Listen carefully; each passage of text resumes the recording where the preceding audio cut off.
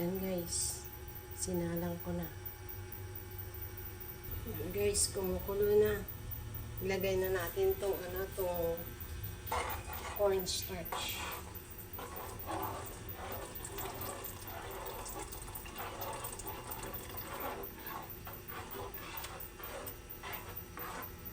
Ito natin guys. Halo-haloin para hindi siya